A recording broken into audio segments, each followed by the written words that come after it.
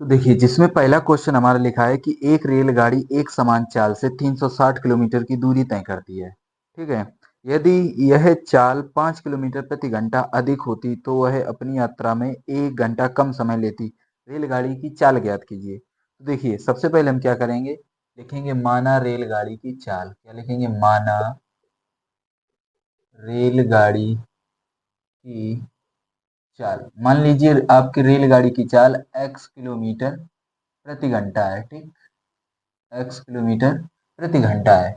लेकिन अब आपकी जो रेलगाड़ी है वो एक समान चाल से कितनी दूरी तय करती है? 360। तो दूरी कितनी है? तो दूरी आपको दी गई है 360 किलोमीटर। ठीक, तो दूरी 360 किलोमीटर है।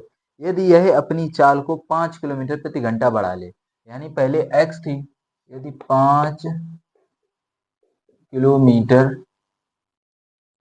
प्रति घंटा बढ़ा दें, तब जब वह अपनी चाल को 5 किलोमीटर प्रति घंटा बढ़ा देगी तब उसकी चाल कितनी हो जाएगी? तो वो हो जाएगी x प्लस 5, और ये क्या हो जाएगा? किलोमीटर प्रति घंटा। ठीक, हम शॉर्ट में लिख रहे हैं, इसको आप याद रखना।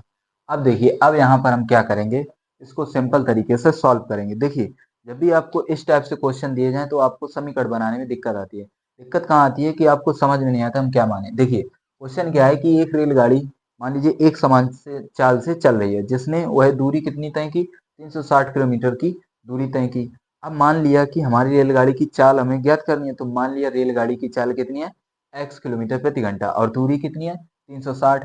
अब वह अपनी यात्रा में 1 घंटा कम समय लेगी यदि उसकी चाल को हम कितना बढ़ा दें? 5 किलोमीटर प्रति घंटा। तो अगर एक्स पे चल रही थी तो 5 बढ़ाएंगे तो एक्स प्लस 5 किलोमीटर प्रति घंटा हो जाएगी। अब देखिए, यहां से हम क्या करेंगे, लिखेंगे प्रश्नानुसार। प्रश्नानुसार बोल सकते हैं कि समय बराबर क्या होता है?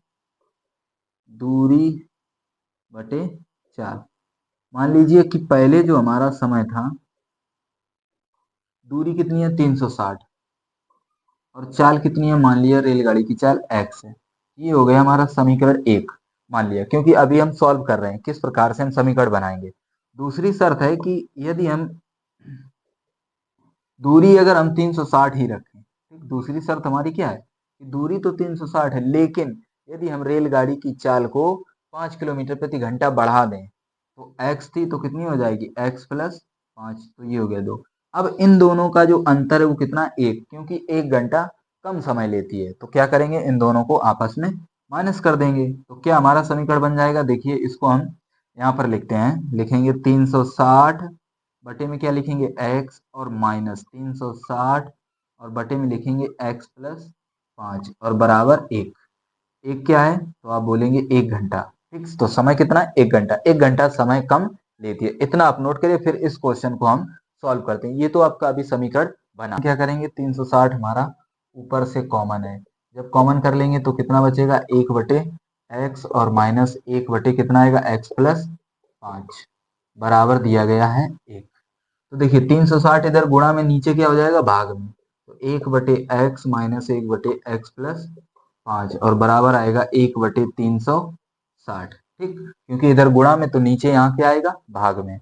इधर गुणा करेंगे तो x प्लस 5 हो जाएगा, माइनस x का गुणा 1 में तो x, नीचे गुणा करेंगे तो x का गुणा x में तो x स्क्वायर, प्लस x का गुणा 5 में तो 5x, और बराबर हमको दिया गया है 1 बटे 360। देखिए, ये माइनस एक्स और ये प्लस एक्स कट जाएंगे। अब यहाँ से देखिए गुणा करेंगे तो 5 गुणे कितना आएगा? 360, बराबर इसका इधर गुणा करेंगे तो एक्स स्क्वायर प्लस 5x। अब इसका इसमें गुणा करना है, तो अब इसका इसमें गुणा करेंगे तो 0, 6 पंचे 30, 3 5 15 3 18, तो 1800 आया। एक्स स्क्वायर प्लस 5x, तो हम बोल सकते हैं कि एक्स स्क्वायर प्लस 5x, ये प्लस के 1800 है, इधर क्या हो जाएंगे? माइनस 1800, बराबर क्या आएगा? 0। अब 1800 का एलसीएम लेना है कि 5 बन जाए। तो अब 1800 का एलसीएम किस प्रकार से लेंगे, देखिए,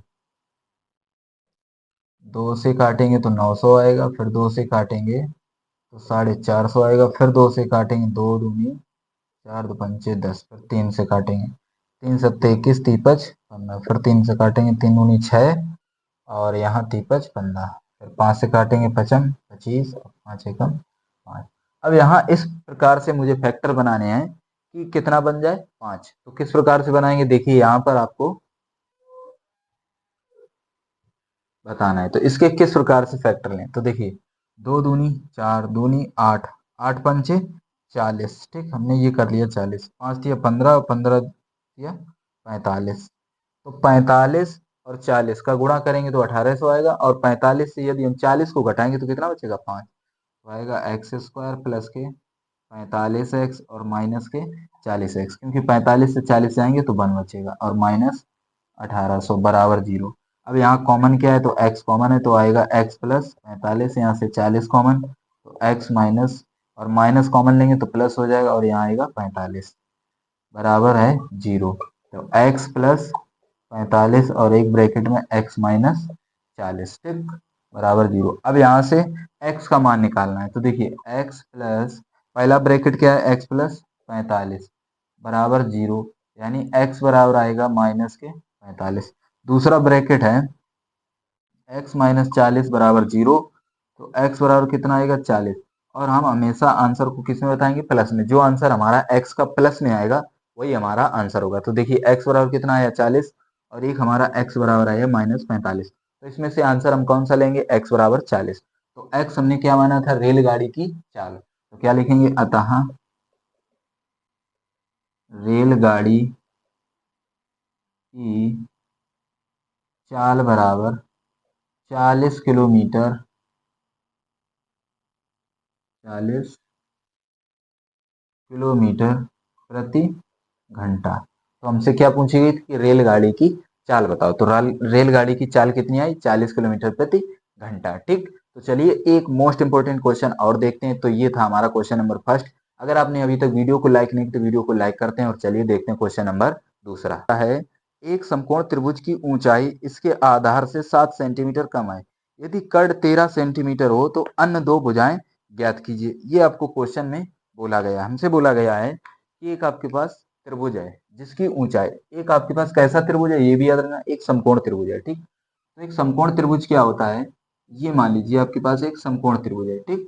मान लीजिए ए बी सी, ये आपका एक समकोण त्रिभुज जिसमें साफ साफ बोला गया है इसका जो आधार है इसकी ऊंचाई से 7 सेंटीमीटर कम है। तो माना आधार मैंने मान लिया x, क्या मान लिया x, और ऊंचाई क्या मान लेंगे x माइनस 7, क्योंकि क्वेश्चन में बोला गया है कि इसका जो आधार है उसकी ऊंचाई से 7 सेंटीमीटर कम है, और कर्ण आपको दिया गया है 13। तो क्या लिखेंगे, अब लिखेंगे किस प्रकार से, तो माना त्रिभुज का आधार x सेंटीमीटर, ठीक, क्योंकि त्रिभुज का आधार जो माना मैंने x सेंटीमीटर। अब आधार से 7 सेंटीमीटर ऊंचाई कम है, तो ऊंचाई से हम कितना कम कर देंगे, 7,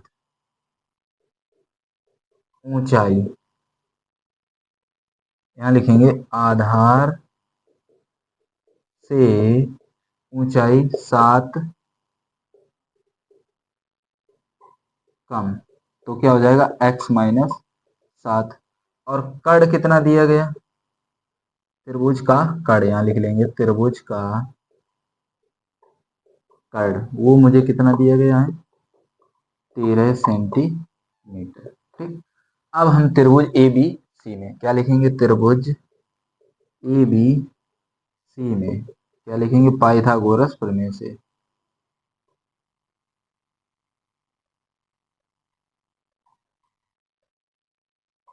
तो देखिए पाइथागोरस प्रमेय क्या होती है, ये आपने 9th में भी पढ़ा होगा, 8 में भी पढ़ा होगा। अगर नहीं पता है तो देखिएगा, पाइथागोरस प्रमेय होती है कर्ण का होल स्क्वायर, यानी कर्ण का स्क्वायर बराबर लंब स्क्वायर प्लस आधार स्क्वायर। तो देखिए कर्ण हमारा कितना दिया गया 13, लंब कितना है x माइनस 7 है, और आधार कितना है, तो ये हमारा x है। तो 13 का वर्ग 169, यहाँ देखिए a माइनस बी का होल स्क्वायर लगाएंगे तो क्या हो जाएगा ए स्क्वायर प्लस बी, मतलब 7 का वर्ग 49 माइनस 7 दूनी 14, क्योंकि यहाँ पर 2a भी होता है, ठीक। तो 7 दूनी 14 प्लस एक्स स्क्वायर, तो यहाँ आएगा 169 बराबर x square plus x square कितना हो जाएगा 2x स्क्वायर माइनस के 14x, और प्लस के यहाँ हो जाएगा 49, ठीक। अब यहाँ से हम करेंगे, देखिए 2x स्क्वायर माइनस के 14x और प्लस के 49। अब देखिए यहाँ पर ये 169 प्लस के हैं, जब हम इधर लाएंगे तो क्या हो जाएंगे, माइनस के, और बराबर क्या बच जाएगा, 0। 2x स्क्वायर माइनस के 14x माइनस 169 से 14 घटाएंगे, क्यों घटाएंगे, क्योंकि ये माइनस और ये प्लस है, तो प्लस माइनस माइनस, यहाँ कितना बचेगा, 120 बचेगा। ठीक, यहाँ से हम 2 कॉमन कर लेंगे, तो एक्स स्क्वायर माइनस 7x और माइनस 60 बराबर 0। अब 2 का यदि हम 0 में भाग देंगे तो कितना आएगा, 0। तो x square minus 7x minus 60 बराबर 0। अब आप लोगों का अगर डाउट ये है कि सर 2 कहाँ गया, तो देखिए 2 गुणा में है, नीचे भाग होगा, जब 0 में 2 से भाग होगा तो कितना आएगा, 0, तो 2 का काम खत्म। ठीक, अब यहाँ मुझे फैक्टर करने हैं, 60 के ऐसे फैक्टर कीजिए जो, सॉरी 60 के ऐसे फैक्टर कीजिए जो 7 बन जाए, तो 12 पंचे 60, और 12 से यदि हम 5 को घटाएंगे तो कितना आएगा, 7, कितना बचेगा, बराबर 0, क्योंकि ये माइनस ये प्लस, प्लस माइनस माइनस, 12 से 5 गया 7, एक्स कॉमन है तो एक्स माइनस 12, यहाँ 5, एक्स माइनस 12 बराबर 0।